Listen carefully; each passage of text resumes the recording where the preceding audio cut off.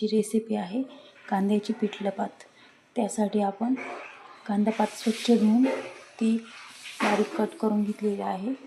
त्यानंतर इथे कोथिंबीर घेतलेली आहे, 6 लसणाच्या पाकळ्या घेतलेल्या आहेत, अर्धी वाटी बेसन पीठ, त्यानंतर अर्धा चम्मच जिरं, 1 चम्मच मीठ, 2 चम्मच लाल तिखट ठेवलेले आहेत।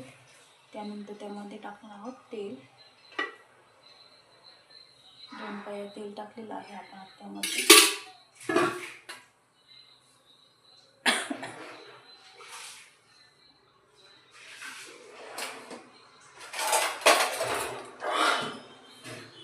त्यानंतर तेल गरम होऊ द्यायचं।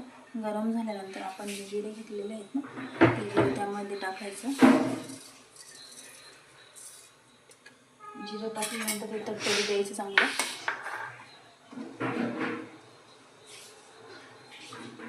पण त्यामध्ये हे लसूण जो घेतलेला होता आणि तो टाकूया।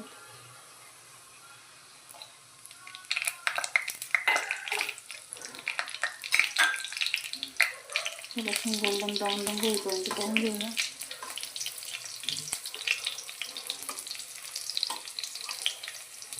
त्यानंतर ते स्वच्छ धुवून कट करू। त्यामध्ये आपण टाकूया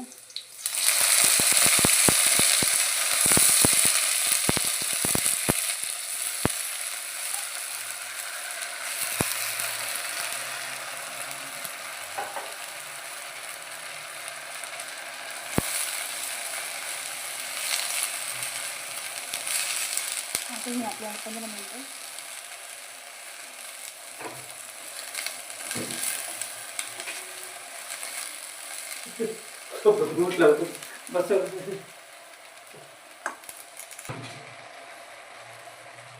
आता यामध्ये टाकूया आपण लाल तिखट। लाल तिखट टाकायचं, त्यानंतर ते मिक्स करून घ्यायचं असं। त्यानंतर आपण टाकूया मीठ, आपण जे मीठ घेतलेलं होतं। त्यानंतर ही भरपूर सारी कोथिंबीर आपण मिक्स करून घेणार आहोत। आपण जे बेसन पीठ घेतलेलं होतं ते आपण एका बाउलमध्ये काढून घ्यायचं। त्यानंतर त्यामध्ये आपण असं मिक्स करून घेऊया।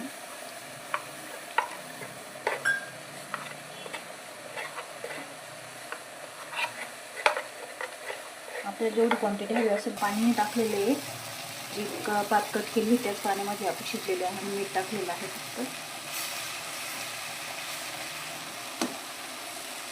शक्यतो पाणी टाकायचं नाही।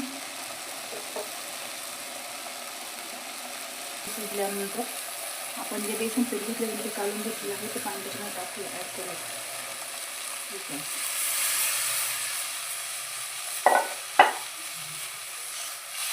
आहे, त्यामध्ये शिजू देऊया।